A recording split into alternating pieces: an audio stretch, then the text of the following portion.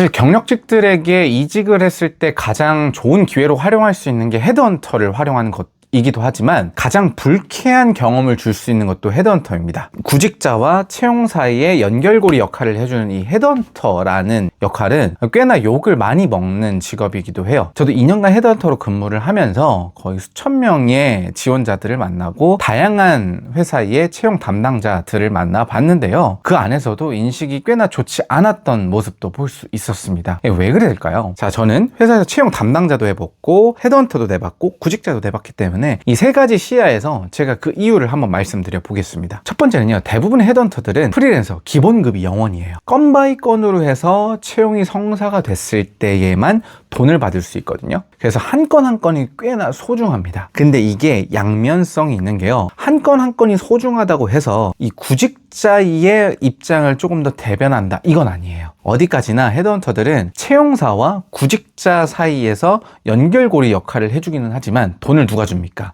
채용사에서 주죠. 이 구직자가 주지는 않아요. 이 자본주의적인 개념으로 누구에게 더 편이 갈까요? 이 채용사의 말을 조금 더 잘 듣게 되고 이 채용사가 원하는 방향으로 조금 더 이끌어 가야만 이 거래를 잘 성사시킬 수 있고, 그래야만 돈이 들어올 수 있는 구조라고 봐주시면 될 것 같아요. 물론 헤드헌터들 중에서는 이 채용사와 구직자 모두가 중요하고 이 채용시장에서 얼마나 구직자들이 간절한지도 잘 알기 때문에 구직자와의 라포 형성을 굉장히 중요하게 생각하시는 분들도 있지만, 그렇지 않고 나는 건 바이 건으로 계속해서 돈을 벌어야 한다, 이 목적성에 계속해서 함몰이 돼서 채용을 진행하는 프로세스에서 구직자들에게 약간의 강압을 하거나 좀 무시를 할 수도 있다거나 아니면 좀 뭔가 만족스럽지 못하게 행동하는 경우가 꽤 있습니다. 그래서 이러한 실망감을 가지고 구직자들이 헤드헌터를 욕하는 경우가 꽤 많죠. 보통 헤드헌터 하시는 분들 중에서 부업으로 하시는 분들이 있어요. 여러분들이 헤드헌터를 한 분이라도 만나보셨다면 보통 헤드헌터 분들은 나이대가 조금 있습니다. 20, 30대는 거의 없고요. 40대, 50대, 많게는 60대까지도 있습니다. 이분들이 왜 헤드헌터를 하냐면 처음부터 전업으로 헤드헌터를 시작하시는 분들도 있지만 자신만의 커리어를 쌓아 오시다가 퇴사를 하시고 나서 부업 벌이로 하시는 분들이 있어요. 몸을 쓰는 것도 아니고 컴퓨터 하나만 있으면 해낼 수 있는 게 이 헤드헌터 일이거든요. 부업 삼아 하시는 분들이 간혹 있어요. 근데 솔직히 말씀드리면 이 부업 삼아서 한다는 개념은 구직자 입장에서는 그리 좀 좋은 시그널은 아니죠. 왜냐면 말 그대로 부업이잖아요. 이 돈을 벌어도 되고 난 안 벌어도 돼, 이런 느낌이란 말이에요. 그럼 구직자를 대하는 텐션과 태도가 어떻겠어요? 당연히 떨어질 수밖에 없어요. 헤드헌터의 태도가 되게 뜨뜻미지근하고 나를 위한 채용을 진행을 하려고 하는 게 아니라 되게 라포 형성도 잘 안 하고 있고 단순한 기계적인 소통만 하시는 분들이다 라고 느껴진다면 그분들은 부업으로 할 가능성도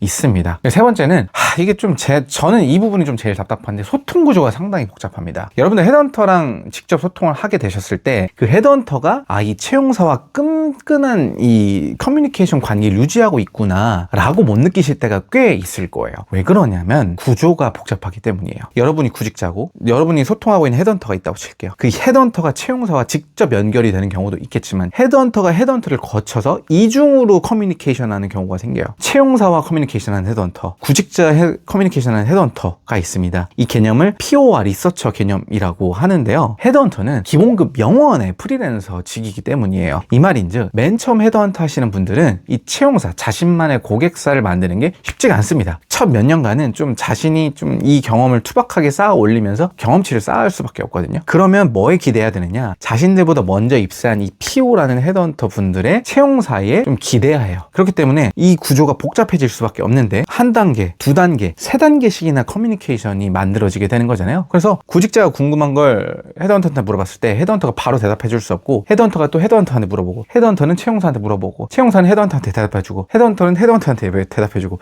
헤드헌터가 또 구직자한테 대답해주는 이 커뮤니케이션의 구조적인 장애가 굉장히 큽니다. 통화를 하실 때 이건 좀 이따 알려드릴게요, 이건 확인해보고 알려드릴게요 했을 때는 대부분 이런 구조를 갖고 있기 때문이라고 봐주시면 될 것 같습니다. 그래서 유능한 헤드헌터, 여러분들에게 도움이 되는 헤드헌터는 자신이 궁금한 질문들에 대해서 대부분 먼저 답변을 잘 해주고 채용사에 대한 히스토리를 잘 알기 때문이죠.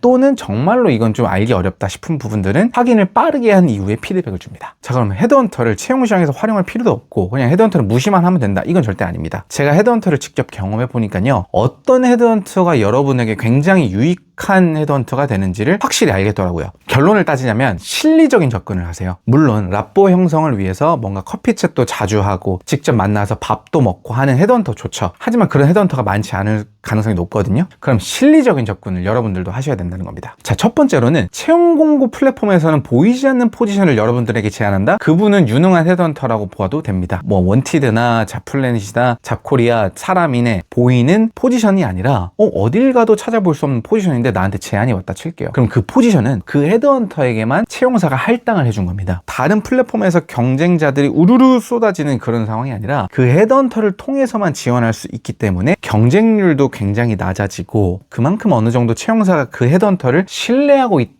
라고 볼 수 있는 시그널이기 때문에 그러한 포지션을 제안을 한다라는 헤드헌터들은 어느 정도 신뢰도를 가지고 실리적인 접근을 하셔도 괜찮습니다. 궁금해하는 점에 대해서 얼버무리거나 또는 무시하거나 나중에 알려주겠다고 하는데 뭔가 무성의하게 답변을 안 해주는 사람들은 그냥 걸으셔도 됩니다. 아까도 말씀드렸지만 채용사에 대한 정보력이 굉장히 떨어지거나 이 구조적인 복잡성 때문에 자신의 경험치가 낮아서 대답을 못 해주는 경우가 대부분일 겁니다. 그래서 이런 분들은 피하시는 게 좋습니다. 반대로 제안한 포지션에 대해서 상당히 구체적으로 정보를 알고 있고 내가 아무리 구글링을 해봐도 보여지지 않는 정보에 대해서조차도 너무나 잘 알고 있다 라고 한다면 그 헤드헌터는 믿으셔도 돼요. 그만큼 채용사에 대한 어떤 내부적인 상황들을 잘 알고 있고 히스토리컬한 부분들을 착실하게 잘 쌓아왔다는 방증이거든요. 경험치도 높고 커뮤니케이션하는 능력도 좋을 거기 때문에 너무나 좋은 헤드헌터라고 볼 수 있습니다. 자, 헤드헌터 경력이 오래됐거나요 또는 관련된 산업군에서 실무 경험이 굉장히 풍부한 사람이 있다면 그런 분들하고 소통해보는 건 괜찮을 것 같습니다. 헤드헌터는 경험치가 굉장히 중요하거든요. 경험치가 더 많이 집약적으로 쌓여져 있을 때, 뭐 10년, 15년 이상 쌓여져 있을 때 그만큼 경험도 굉장히 풍부하고 구직자를 대하는 태도도 굉장히 좋고 채용사와의 관계도 굉장히 끈끈해져 있는 상태일 겁니다. 그래서 그런 분들에게는 유용한 정보를 많이 얻을 수 있을 거고요. 그리고 헤드헌터 경력은 짧지만 스타트업 경험이 5년 이상 됐다거나 대기업이나 중견기업 어떤 특정한 도메인에서의 분야의 경력이 10년, 20년 이상 되신 분들은 한번 대화를 시도해봐도 좋을 것 같아요. 그분들이 그 도메인, 그 산업군에 관련된 포지션을 여러분들한테 제안을 한다는 건 그 도메인에 대한 네트워킹을 잘 구축했다는 뜻이 되고